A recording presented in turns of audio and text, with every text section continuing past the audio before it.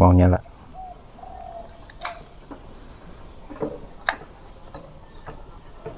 Tetap nggak mau nyala. Assalamualaikum warahmatullahi wabarakatuh.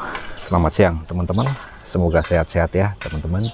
Amin amin amin. Dan pasar jam 11 siang. Saya mau sharing tipis-tipis saja. Tadi di awal video sudah kelihatan ya, motor nggak mau start. Kalau sudah namanya starting atau initiating atau ignition, dia pasti butuh power ya. Secara mindset saya akan langsung ngecek ke arah aki. Saya punya avometer yang saya akan gunakan untuk mengukur. Sudah dikonekkan, tinggal saya ukur ya berapa volt DC teman-teman. Sip, 12,9. Kondisi aki pada saat dia belum di start harus di rentang 11,9 sampai 12,8. Artinya akinya sehat ya teman-teman. Jangan mekanisnya ya, saya gunakan kontak cleaner dan oli ya di sini ya. Kontak cleaner buat bersihin kotoran yang ada di dalam sana. Ini sengaja saya angkat sedikit supaya ada lubang akses cairan, karena kontak cleaner bikin keset. Setelah itu saya kasih oli, tapi hasilnya sama aja, tetap nggak mau nyala. And last, sampailah saya ke kotak ini, fuse box. Kita buka dulu, gampang, tinggal tekan kemudian angkat. Ini agak susah untuk dilihat ya, tapi semoga teman-teman kelihatan. Di sini ada 1, 2, 3, 4, 5 sesuai dengan fisiknya. 1, 2, 3, 4, 5. Ini ada codingnya. Yang pertama adalah ignition, kedua signal, ketiga ini ada lompat 1 untuk headlight, yang keempat backup, dan yang terakhir adalah fan. Nah, yang warna biru ini ukurannya 15 ampere, yang warna merah 7,5. Nah, kalau yang dua ini spare yang bisa kita gunakan ketika ada salah satu fuse yang rusak teman-teman. Saya akan lihat fuse yang paling atas karena tadi kodenya adalah ignition yang 15 ampere. Oke teman-teman, kalau melihat ini adalah transparan ya, ada kaki kiri dan kanan yang saling terhubung. Ada semacam besi yang bentuknya kayak gelombang pulse gitu ya. Yang kita lihat sebenarnya adalah besi yang ada dalam plastik transparan ini. Kalau dia masih utuh, tidak putus, berarti sekring ini bagus. 15 ampere adalah dia tidak akan melewatkan arus di atas 15 ampere.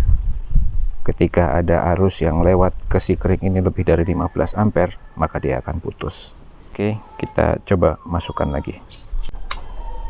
Wow, nyala. Teman-teman, saya juga baru nemu case saat ini bagaimana posisi sekring yang kurang pas itu bisa bikin ignition itu tidak bisa bekerja dengan normal. Ini saya copot, kemudian saya pasang lagi dan normal. Sepertinya si sekring ini kurang nancep, atau ada kotoran ataupun korosi yang mengganggu konektivitas daripada instalasi sekring ini. Oke, biar nggak kejadian lagi, sebaiknya kita bersihkan dulu teman-teman. Oke, step pertama buat keamanan, kita copot dulu kutub negatif daripada aki. Ini udah kita copot ya, supaya nggak terjadi short circuit nanti. Kita bongkar semuanya, cuman kita harus hafal ya tadi ya posisi-posisinya ya. Langsung kita semprot.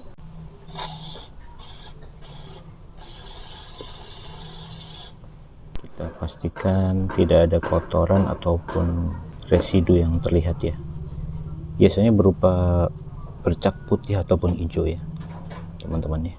Kita lihat penampakan fuse-nya ya teman-teman ya. Coba kita lihat dari dekat, kelihatan nggak ya teman-teman?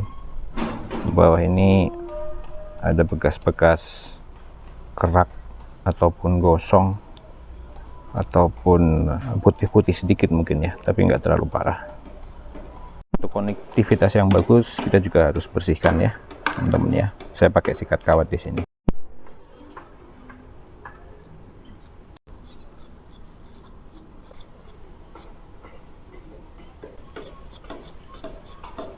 Oke, better. Kita lanjutkan sisanya. Sudah bersih semuanya, kita pasang satu persatu. Oke, udah pasang semua, tinggal kita tes masing-masing fungsionalnya ya. Oke, normal. Kita tes yang bisa kita tes aja ya. Nah, sekalian kita cek sikring-sikring yang lain. Ini kebetulan sikring klakson ya.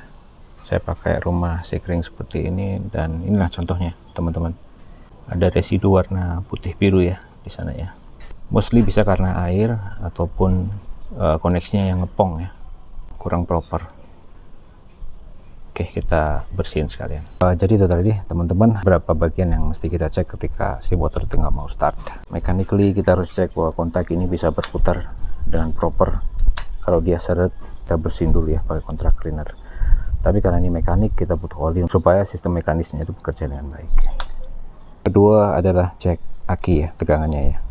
11,9 sampai dengan 12,8 pada saat posisi idle. Artinya aki itu normal teman-teman ya.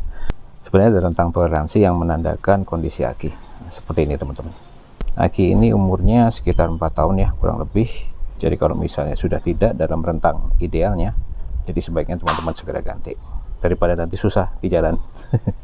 And next bisa juga karena isu koneksi ke aki ya teman-teman ya. Waktu itu ada touring bareng teman-teman, tiba-tiba salah satu teman itu mesinnya mati total. Di starter pun nggak bisa. Nah setelah dibuka joknya, ternyata salah satu kutubnya ini kendor. Jadi pastikan koneksi ini itu benar-benar kenceng ya. Bahkan ini sengaja dibikin heksagon ya, supaya kita bisa ngancengin dengan torsi tertentu. Kalau nggak salah di rate 5 Nm. Yang ketiga kita mesti cek fuse box di sini ya. Tadi saya sudah tunjukin, ini sikring yang paling atas adalah sikring ignition, atau bahasa Indonesianya adalah pengapian. Jadi kita pastikan sikring yang paling atas ini yang 15 ampere kondisinya bagus, tidak putus ya teman-teman ya. Nah ini ada special case yang saya alami, ternyata tadi sikringnya bagus ya. Ketika saya cabut dan saya pasang lagi, si kontak itu bisa bekerja. Konektivitasnya kurang bagus ya, bisa karena konektornya kotor ataupun konektornya kurang begitu rapat ya teman-teman ya. Saya mau tunjukin satu ya, ini adalah sikring master. Ini sikring terbesar yang ada di motor ini. Ini bisa kita lihat teman-teman, ini adalah 30 ampere. Kemudian kita punya cadangannya di sini 30 ampere. Ini merupakan terminasi antara ini kabel aki ya dan sistem di bawahnya, kiprok dan spool di bawah ataupun alternator. Jadi kalau sampai sikring ini putus, tidak akan ada pengisian ke aki. Jadi pada saat itu bisa di start ya, tapi karena tidak ada pengisian, akinya akan low voltage dipakai oleh beban motor ketika berjalan, sampai akhirnya dia akan mati sendiri karena kehabisan daya. Bicara fuse akan sangat dekat sekali dengan istilah short circuit ataupun konslet. Ya bisa disebabkan oleh banyak hal ya, sebab tanpa campur tangan manusia ataupun karena campur tangan manusia. Saya enaknya ngomongnya kayak gitu ya teman-teman. Tanpa campur tangan manusia ya, misalnya ada serangga datang gigit kabel sehingga positif dan negatif itu terkoneksi langsung, itu satu. Kemudian kabelnya itu sudah lama ya, udah ketas, akhirnya karena ketekuk sedikit sehingga tembaganya kelihatan dan terjadi koneksi, itu juga akan menyebabkan short circuit. Yang ketiga perangkatnya sendiri ya, kayak misalnya headlight, kemudian saklar, kemudian relay seperti ini, ataupun konektor yang sudah tidak bagus materialnya ya, dia terjadi panas, overheat, dan akhirnya terbakar, terjadilah short circuit. Nah yang disebabkan oleh manusia, kayak kebakaran hutan aja ya, yang pasti adalah instalasi yang kurang bagus ya teman-teman ya. Saya akan kasih 3 tips yang bisa teman-teman pertimbangkan. Sebut saja 3T. Yang pertama adalah terkoneksi dengan baik. Jangan sembarang pilih. Saya sarankan gunakan konektor ya teman-teman ya, dengan tang crimpingnya. Nah saya punya banyak sekali pilihan di sini. Ini akan lebih menjamin konektivitas kabel itu semakin proper teman-teman ya. Yang kedua, terisolasi dengan baik. Saya selalu gunakan lapisan pertama dengan menggunakan rubber. Ini memang disarankan ya di pekerjaan industrial untuk menahan intrusi daripada air ya. Pertama saya akan apply rubber terlebih dahulu, baru yang kedua isolasinya seperti ini. Yang ketiga, tersembunyi. Misalnya ada sambungan kabel, ada koneksi pin seperti ini, kemudian ada fuse seperti ini yang sangat riskan apabila kena air. Kita harus sembunyikan serapat mungkin. Nah kayak relay, karena biasanya dia telanjang ya seperti ini ya, saya umpetin di sini. Dan juga sambungan-sambungan kabel ya. Nah biasanya kalau kita instalasi kabel kurang panjang, kita mesti nyambung. Nah usahakan dia ada di tempat tersembunyi, jangan terekspos debu, lebih-lebih air ya teman-teman ya. Itu aja mungkin sedikit sharing hari ini, semoga ada manfaatnya dan juga bisa buat bahan diskusi ya teman-teman ya. Kita bukan makhluk sempurna, kita akan sempurna apabila saling melengkapi untuk dunia yang lebih baik. Sekian, wassalamualaikum warahmatullahi wabarakatuh. Ciao.